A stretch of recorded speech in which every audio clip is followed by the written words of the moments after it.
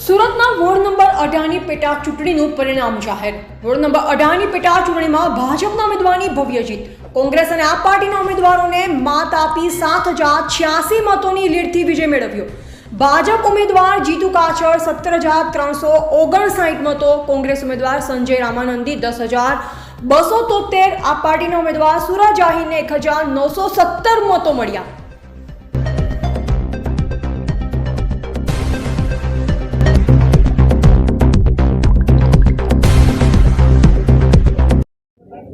जी आपનું નામ?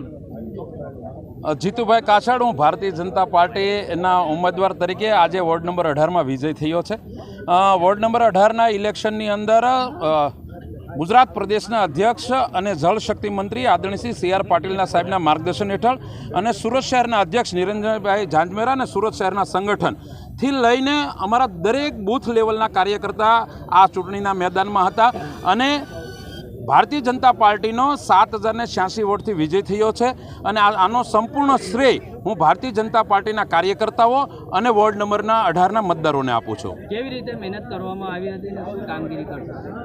ભારતીય જનતા પાર્ટીનો કાર્યકર્તા હંમેશા ચૂંટણી માટે તૈયાર હોય છે અને દરેક મોહલ્લા શેરીની અંદર એક એક કાર્યકર્તા મેદાનમાં હતો અને એનું આ પરિણામ છે।